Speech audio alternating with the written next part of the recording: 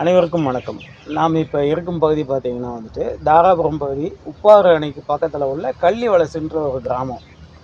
இங்கே வந்து நம்ம சந்திக்க வந்த நபர் யாருன்னு பார்த்தீங்கன்னா, நாம் தமிழர் கட்சியின் மூத்த நிர்வாகி அ திரு அரவிந்த்குமார் அவர்கள்.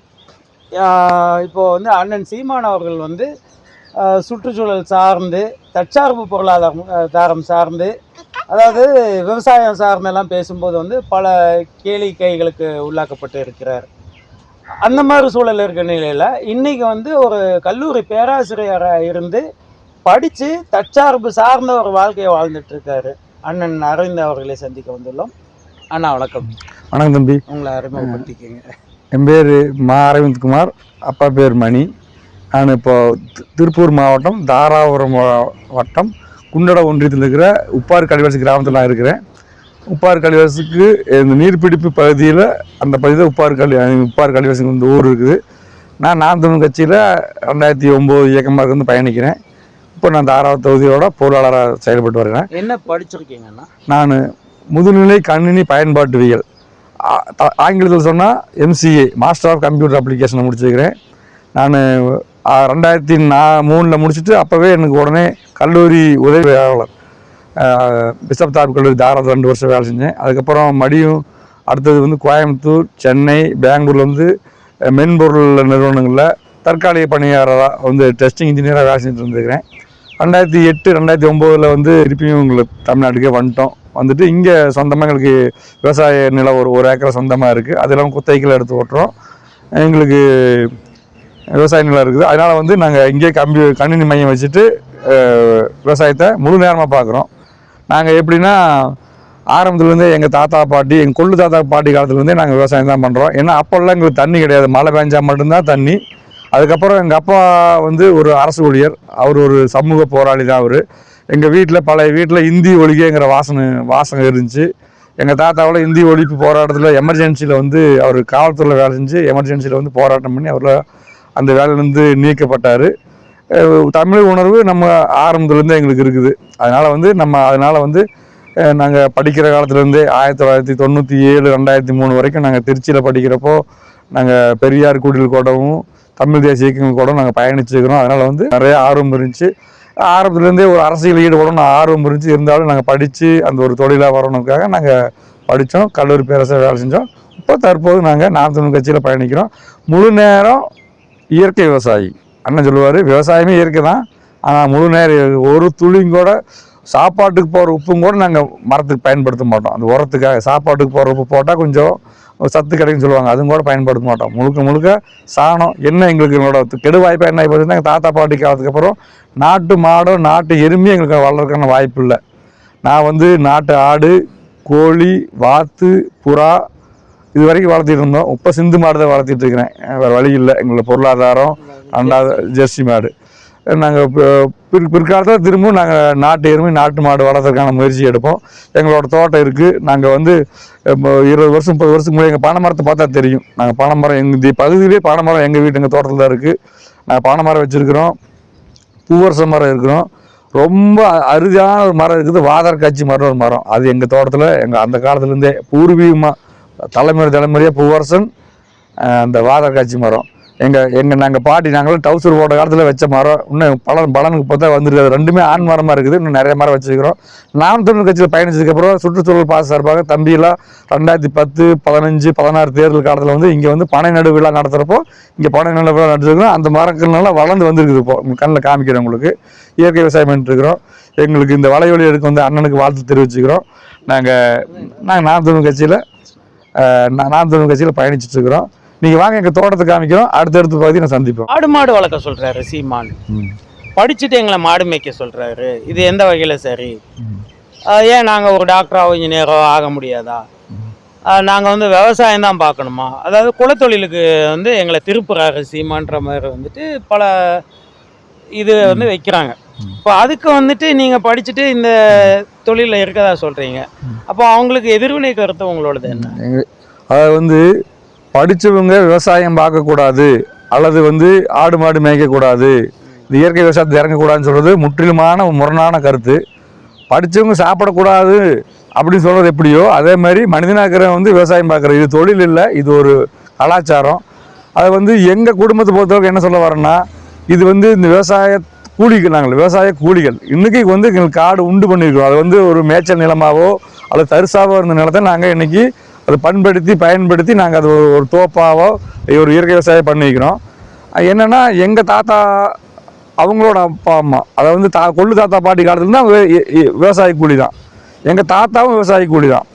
விவசாய கூலியாக இருந்த குடும்பத்துலேருந்து எங்கள் அப்பா ஒரு முதல்ல ஒரு அரசு ஊழியராக வர்றாரு. ஒரு மத்திய அரசு ஊழியராக வர்றாரு. மத்திய அரசு ஊழியர். அவர் என்ன பண்ணுறாருன்னா, அவர் ஓய்வு நேரம் வேலை நேரம் போல ஓய்வு நேரம் போல் விவசாயி தான், முழுக்க விவசாயி தான். அந்த வேலைக்கு போயிட்டு வந்தாருன்னா மற்ற நேரத்தில் அவர் வந்து படிக்கிற காலத்துலேயே ஆடு மேய்ச்சிக்கிறாரு, மாடு மேய்ச்சிக்கிறாரு. என்ட்ரன்ஸ் எக்ஸாம் எழுத போகிறதுக்கு மேலே நுழைவுத் தேர்வு எழுதுறதுக்கு மேலே அவர் ஆடு மாடு தான் மேய்ச்சிட்டு இருந்துக்கிறாரு. அப்போ விவசாயிங்கிறது வந்து அது தனி வாழ்க்கைங்கிறது தனியான முறை இல்லை. அது அன்றாட எப்படி நம்ம உணவு உண்றோம், எப்படி குடிக்கிறோம், எப்படி சாப்பிட்றோம், எப்படி நம்ம மற்ற நிகழ்ச்சிக்கிறோம், அதேமாதிரி ஆடு மாடு மேய்ச்சது அது ஒரு தொடர் நிகழ்வு தான். அப்படி தான் எங்களை வளர்த்தாங்க. எங்களைய படிக்கிற காலத்தில் நாங்கள் ஓய்வாகிறப்போ, சனி ஞாயிறில் ஓய்வாகிறப்போ நாங்கள் தாத்தா பாட்டி கூட இங்கே பக்கத்தில் அணைக்கட்டுக்கு நாங்கள் மாடு மேய்க்க போவோம், ஆடு மேய்க்க போவோம். இயற்கையாகவே எங்களுக்கு வந்து கோழி, நாட்டுக்கோழி வளர்த்துறது, எருமை வளர்த்துறது, நாங்களும் எருமை பால் குடிச்சா வளர்ந்தோம். அதே மாதிரி நாட்டு மாடு வளர்த்துறது, அப்புறம் புறா, வாத்து, இது மாதிரி வளர்த்திட்டு இருந்தோம். இப்போ தண்ணீர் தட்டுப்பாடு இந்த ஏரியாவில் நிறையா இருக்குது. அதனால் வந்து எங்களால் சரியாக கண்காணிக்க முடியல.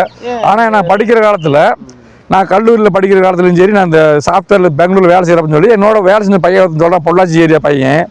நான் இங்கே வந்து வெறும் 30,000 ரூபாய்க்கு நான் ஒரு மாதம் பூரா உழைக்கிறேன், ஆனால் எனக்கு மாதம் 50,000 ரூபா வருமானம் என்னோட தோப்புல இருக்குதுன்னு சொன்னான்.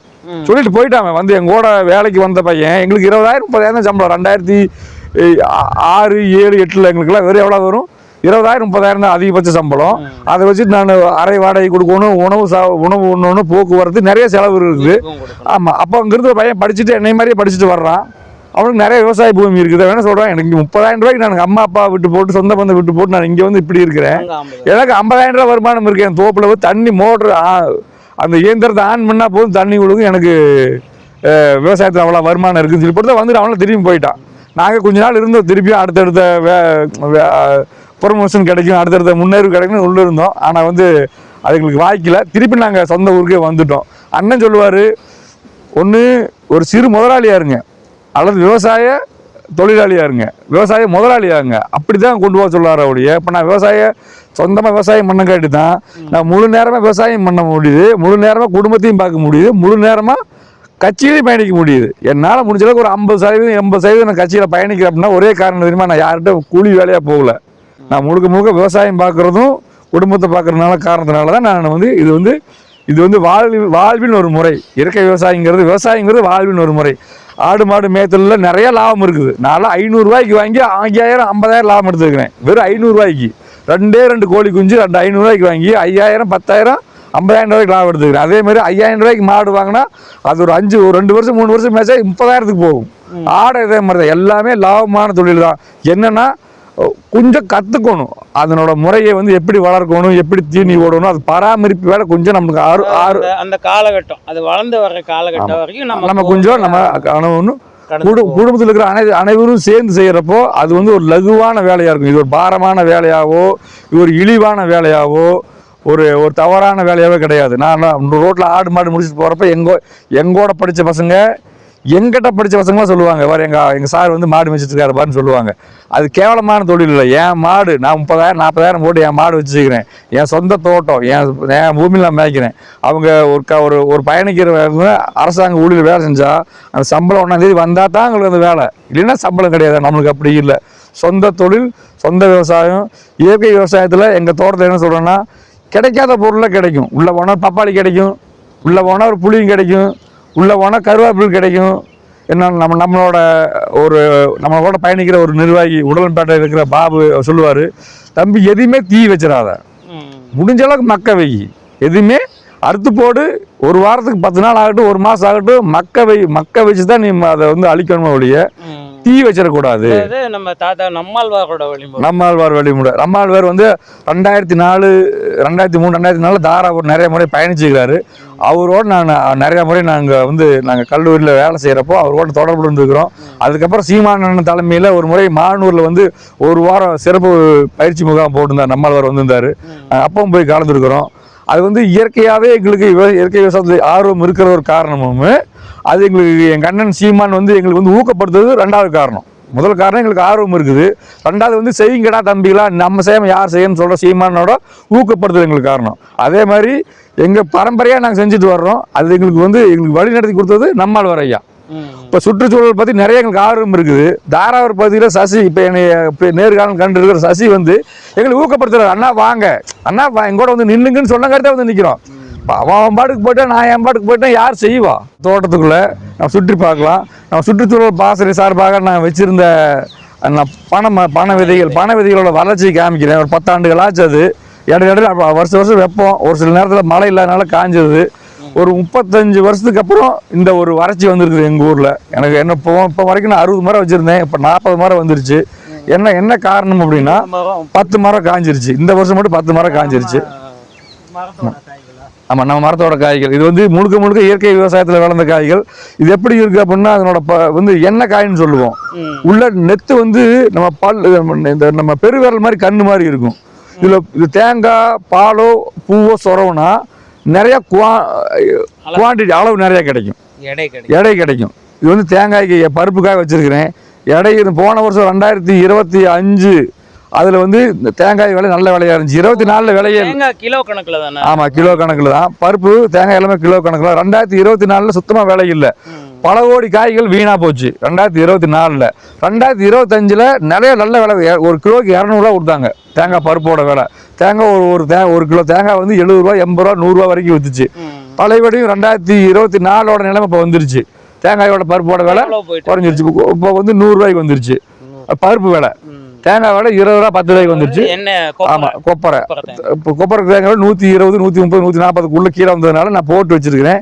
நான் எனக்கு ஓய்வு கிடைக்கிறப்ப இதை நான் உடச்சி அந்த மட்டை தனியாக அது இவங்களுக்கு வந்து தேநீர் கடைகளுக்கு எரிபொருளாகவும் உணவாக எரிபொருளாகவும் இந்த பருப்பை வந்து வீட்டு பயன்பாட்டுக்காக எண்ணெய் சொந்தமாக எண்ணெயாட்டி வச்சுக்குவோம். என்னோட கடையில் மளிகை கடையில் விற்பனைக்காக வச்சுக்குவேன். நண்பர்களுக்கு எல்லாத்துக்குமே விலைக்கு கொடுக்குறது தான். அது வந்து இயற்கை விவசாயமாக பண்ணலாம். இது வந்து உரமாகவும் பயன்படுது. இந்த கொப்பரை எண்ணெயில் வந்து கணிசமாக எவ்வளோ லாபம் ஈட்ட முடியும்? அதில் சொந்தமாக அடிச்சு சொந்தமாக உடைக்கிறதுனால நம்மளோட கூலி வந்து இதில் எடுத்துடலாம். இதில் வந்து நம்ம மொத்தமாக விற்பனையாளருக்கு விற்றா வர லாபத்தை விட இதில் நமக்கு லாபம் அதிகம். நம்மளே நம்ம காய் நம்ம உடைச்சி விற்றா இதில் வந்து பருப்புலையும் தனியாக லாபம் வரும், எண்ணெயில் தனியாக லாபம் வரும், அந்த மட்டையில் தனியாக லாபம் வரும். என்னன்னா இடைத்தரகர் இல்லாம நேரடியாக செய்யறதுனால நம்ம மக்கள் கொண்டு போய் சேர்த்ததுனால நம்மளுக்கு லாபம் இருக்குது. இதில் விவசாயம்னா லாபம் உள்ள தொழில் தான். அது இடைத்தரகர்கள் மட்டும்தான் இதில் வந்து இது பண்றாங்க. இடைத்தரகர்களை ஊக்குவிக்கிறது அரசாங்கம் தான். அப்போ வந்து இது வந்து விவசாய கூலிகள்னாலேயோ விவசாய முதலாளிகள்னாலேயோ இதில் எந்த கெடுதலும் கிடையாது. இது வந்து இடைத்தரகர்னாலையும் இந்த இடைத்தரகர்களை நிர்வகிக்கிற அதிகாரிகள்னாலையும் இந்த அதிகாரிகளை ஆளுகிற அரசு தான் காரணம். விவசாயிகள் கடனாளியாக இருக்கு முழுக்க காரணம் இங்கே 3 பேரும் தான். விவசாயிகள் கிடையாது, நேரடியாக விவசாயிகள் கிடையாது. நீர் இல்லாமல் விவசாயிகள் கெடுவாங்களோ ஒழிய அவங்க தன்னைத்தானே மாற்றிக்கிறதுக்கு அவங்க வந்து தேவையில்லாமல் பண்ண மாட்டாங்க. அரசாங்கம் தான் காரணம். அரசாங்கமும் இடைத்தரகரும் அரசு அதிகாரிகளும் தான் விவசாயிகள் நஷ்டமாக இருக்குது. அவங்க தற்கொலை பண்ணுறதுக்கு அவங்கள வந்து விவசாயத்தை விட்டு வெளியேறதுக்கு காரணம் வந்து அரசு அதிகாரிகளும் இடைத்தரகர்களும் தான் காரணம். அப்படியே அடுத்தடுத்த தம்பி அப்படி நம்ம தோட்டம் சுற்றி பார்க்கலாம். நம்ம தோட்டத்தில் என்னென்ன இருக்குது அப்படின்னா பூவரசன் இருக்குது, புளிய மரம் இருக்குது. இந்த பகுதியிலேயே கிடைக்காத ஒரு வாதரக்காட்சி மரம் ஒரு மரம் கிடைக்குது. அது என்னன்னா இந்த வாதரக்காட்சி மரம்னா இந்த இலைய அந்த காயை எடுத்து சட்னி அரைச்சி சாப்பிட்டா பக்கவாதம் வராது. இந்த தலை வந்து அவ்வளோ மருத்துவ குணம் பண்ணுது. இதில் ஒன்றுமே இல்லை. நம்ம 2 பச்சை மிளகா, 2 சின்ன வெங்காயம், ஒரு தக்காளி வச்சு சட்னி நம்ம அம்மியில் அரைச்சி சாப்பிட்டோம்னா இது வந்து அவ்வளோ ஒரு சத்தான வாதம் வராது. வாதம் நீக்கிற ஒரு மரம். இந்த மரம் வந்து இந்த பகுதியில் எங்கிட்ட தான் இருக்குது. அதே மாதிரி நொச்சியெல்லாம் நம்ம நிறைய இதுக்கு பயன்படுத்துவோம், நல்லது கெட்டதுக்கு பயன்படுத்துவோம். நொச்சி நம்ம நொச்சி வச்சுக்கிறோம். அப்படியே பயணிக்கலாம். நம்மகிட்ட கள்ளி, அதே மாதிரி நம்ம கார மரம் அது காஞ்சிருச்சு. இந்த முள் காஞ்சிருச்சு, அது காரம் உள்ளது. பழம் ரொம்ப ஒரு 35 வருஷத்துக்கு அப்புறம் பெரிய வறட்சியான சந்திச்சுக்கிறோம் நாங்கள் இந்த எங்கள் பகுதியில். எனக்கு காரணம் மழை இல்லாத குறிப்பிட்ட முக்கியமான காரணம் இந்த எல்னினோங்கிற காரணம் சொல்கிறாங்க. ஆமாம், எல்னினோ காரணம். 2வது வந்து மழை பெய்கிற காலத்தில் நம்ம நீர் தேக்கி வைக்காம பூமி ரொம்ப வறட்சியாக போடுறப்போ அது எச்சா மடி வறட்சி ஆயிடுது. அப்போ நம்ம பக்கத்துல ஒரு நீராதாரம் இருக்குது. ஆமாம், அதை நான் போய் நேரில் பார்க்குறப்போ உங்களுக்கு நான் முழு விளக்கத்தை சொல்கிறேன். அந்த அணையை பார்த்துருவோம். இப்போ நம்ம இந்த பகுதியில் வச்ச இந்த பகுதியில் என்னுடைய இடது பக்கம் வச்ச மரம் எல்லாமே நான் கொஞ்சம் பராமரிப்பு சார்பாக. இப்போ ஒரு சந்தேகம் இருக்கு. ஒவ்வொரு வயலுக்கும் போகும்போது பார்த்தீங்கன்னா இந்த வயல் இந்த மாதிரி காடுகள் எல்லாம் வந்து சுத்தப்படுத்தி அங்கங்கே செடி கொடி விதைகள் எல்லாம் போட்டு வச்சிருப்பாங்க. நீங்க ஏன் இத்தனை மட்டைகளையும் இத்தனை இலத்தலைகளையும் இப்படி சுத்தம் இல்லாம போட்டு வச்சு? பூமி காயக்கூடாதுங்கிறது எங்களோட எண்ணம். பூமி வந்து ஈரப்பதமாவே இருக்கணும் அல்லது நிழலாவே இருக்கணும். அப்ப நிழலாவே இருக்கணும் என்னன்னா அந்த குப்பைகளை எரிக்க கூடாது. ஏதோ ஒரு இடத்துல சேகரிக்கணும். அது ஓரமாவோ அது தேவையான இடத்துல சேகரிச்சோம்னா பாரு, இது போன ஒரு 4 மாசத்துக்கு முன்னால போட்ட இது மக்கிருச்சு.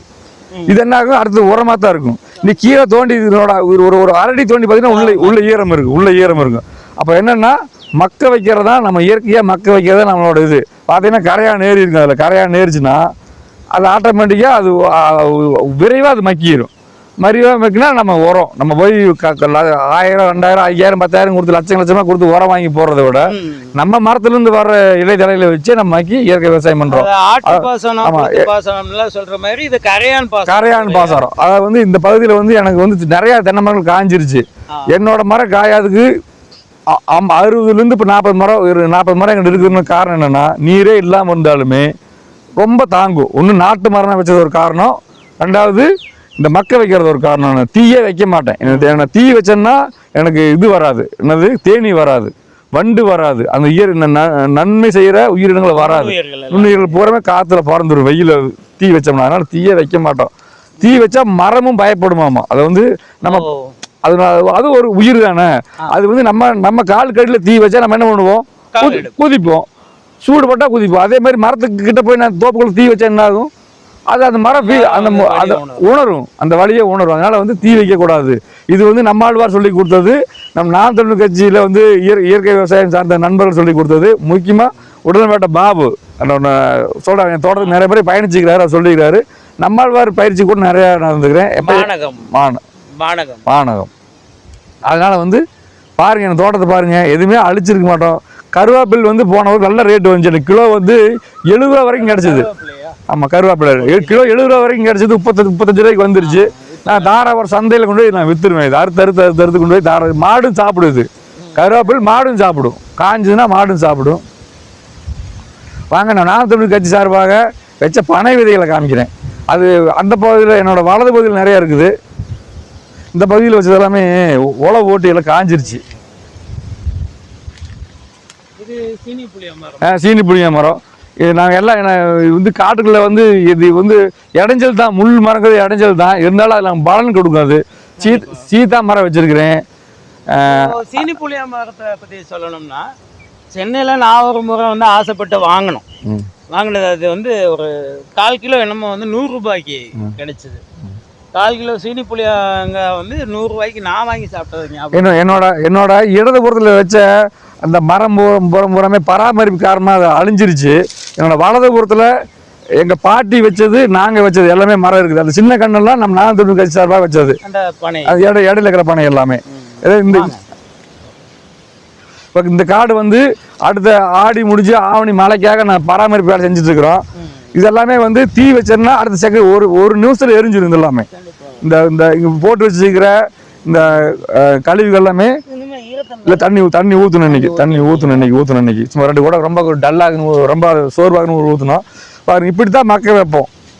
எங்களோட காட்டில் இருக்கிற அந்த ஆடு மாடு சாப்பிட்டு போக மீதியான அந்த கழிவுகளை வந்து இப்படி இடைத்தலையில் இப்படி தான் மக்க வைப்போம். போட்டு மேலே அமுத்தி வச்சுட்டா கரையாக முடிச்சிச்சுன்னா அது ஆட்டோமேட்டிக்காக அது மக்கிற உணவாயிடும்.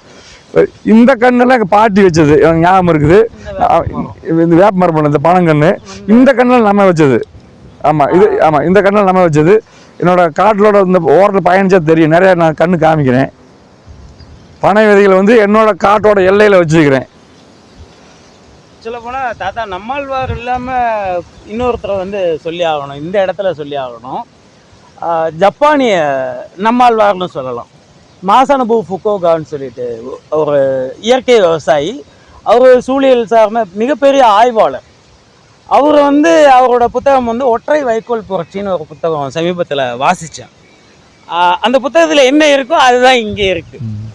சொல்லப்போனால் வந்து மண்ணை மண்ணாக வைங்க, உழவில்லா விவசாயம்னு சொல்லிட்டு ஒரு முறையை பற்றி வாசித்தேன். ஒற்றை வைக்கோல் புரட்சின்ற அந்த புத்தகத்தில் மாசனபு ஃபுகோகா அவரோடது. அவர் சொன்னது என்னவோ அதுதான் வந்து இங்கே பார்க்க முடியுது. சொல்லப்போனால் வந்து மனநிறைவாக இருக்குன்னு. இந்த அந்த என்னோட பக்கத்து காடு, பங்காளி காடுக்கு இந்த காடுக்கு வித்தியாசம் தெரியும். கலர், மண்ணோட கலர் வித்தியாசம் தெரியும். இது டேம்ல இருந்து களிமண், வண்டல் மண். நாங்கள் வந்து அது அந்த மே மாதம் சித்திரை மாத காலத்தில் வந்து எங்களுக்கு அந்த வண்டல் மண்ணுங்களை வந்து காசு கொடுத்தா வாங்கணும். அதை வாங்கி உரமாக போட்டுக்கிறோம். இந்த மண்ணுக்கும் அடுத்த மண்ணுக்கு வித்தியாசம் தெரியும். நீங்கள் பார்த்தா தெரியும் உங்களுக்கு. இது வந்து களிமண் சேர்த்துருக்குறோம். அதில் ஈரப்பதம் இருந்துகிட்டே இருக்கும். அது உடனே காஞ்சிடும். அந்த மண் வந்து பறந்துடும், இது பறக்காது. அதாவது களிமண் போட்டுருக்குறோம். நீங்கள் வாங்க, அப்படியே போனோம்னா நம்ம நாம் தமிழ் கட்சி சார்பாக வச்சா நான் இதெல்லாம் காமிக்கிறேன். தென்னை இது பனை விதையெல்லாம் காமிக்கிறேன். இப்படி போகலாம். நிறைய வேப்ப மரங்கள் வச்சுக்கிறோம். அது வந்து இயற்கையாகவே காக்கா போட்டதான், நாங்கள் வச்சதில்லை. பனை விதை நாங்கள் போட்டது. மற்ற இதுக்கு வேப்ப மரமெல்லாம் யார் போட்டது? அதெல்லாம் இயற்கையாகவே காக்கா போட்டது. அது வந்து அந்த பறவைகளோட எச்சம் தான் அது. ஆமாம், இது நொச்சி. சீமக்கருவாலம் இருக்குது, அதை அழிக்கணும். ஆமாம், இதெல்லாம் முன்னாடி வச்சது தம்பி. இதெல்லாம் முன்னாடி வச்சது. கொஞ்சம் இந்த சைஸ், இந்த உயரத்தில் இருக்கிறது நம்ம வச்சது. ஒரு அந்த மரமெல்லாம் நம்ம வச்சது. எப்போ அடுத்து உங்க நிலத்துல விதைக்கிறதா? இல்லை, மழை பெஞ்சதுக்கு அப்புறம் நம்ம பனை விதையை நடலாம். நம்ம பனை விதை 4 நாள் வரும்ல, அப்போ நம்ம பனை விதையை சேகரித்து நம்ம நடலாம். இந்த பகுதியில் பாருங்க, அது கொஞ்சம் பராமரிப்பு வேலை செய்யறப்ப இப்படி அழிஞ்சிருது. இங்கே 2 பனை விதை வச்சிருக்கிறோம். அந்த பனை விதையில் நாம் தமிழ் கட்சி சார்பாக வச்சது. இந்த உயரமாக இருக்கிறதுல ஏற்கனவே எங்கள் பாட்டி வச்சது.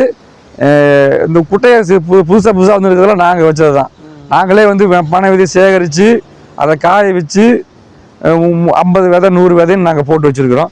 இது பொறுமை அடுத்த பனை மரம் இந்த நேரில் பாருங்கள், அந்த தென்னை மரம் அறுத்துருக்குறோம். ஒரு வழி இல்லை. ஆமாம், தண்ணீர் இல்லாதனால சுத்தமாக இந்த வருஷம் மழையும் இல்லை, தண்ணீரும் இல்லை. நான் இப்போ மாட்டுக்கு ஒன்று வாங்கி வளர்த்திட்டு தான் இருக்கிறேன். எங்களுக்கு காலையில் ஒரு மணி நேரம், மாலை 1 மணி நேரம் அது கூட இருந்தாவே எங்களுக்கு மன நிம்மதியாக இருக்கும். அது கையில் பிடிச்சி மேய்ச்சாலே அது மன நிம்மதியாக இருக்கும். எங்கள் பாட்டியோட பேர் ராஜம்மாள், அதுக்கு பேர் வச்சுருக்கிறோம். நாங்கள் அது ஒரு ஆடு மாடு வளர்த்தல் வந்து அது ஒரு குடும்ப தொழில். அது வந்து ஒரு என்ன சொல்கிறது, யோகா பண்ணதை விட ஒரு மன நிம்மதி கிடைக்கும். யோகா பண்ணால் நம்மளுக்கு என்ன ஒரு ஆறுதல் கிடைக்குதோ அதெல்லாம் சும்மா அதை போய் உட்காந்துட்டு இருக்கிறோம். இது வந்து ஆடு மாடு கூட நடந்தா அது கூட பேசினா அதில் வர்ற சுகமே வேறு. அண்ணன் சொல்லுவார், நான் நிறையா பறவைகள் வளர்த்துறேன், அது கூட நான் காலை மாலை ஓய்வு நேரத்தில் நாங்கள் போய் உறவாடுன்னு சொல்லுவாங்க. அதனால் வந்து நாங்கள் இயற்கை விவசாயம் சார்ந்து பயணிச்சுட்டு இருக்கிறோம். நன்றி. இந்த உங்களோட நேரத்தை எங்களுக்கு கொடுத்தமைக்கு மிக்க நன்றி அண்ணா. மிகவும் மகிழ்ச்சி. அடுத்து உங்கள் நிலத்தில் வந்துட்டு பயிர்கள் எல்லாம் போடும்போது இன்னொரு காணொலியில் சந்திப்போம். சரி தம்பி, நன்றி.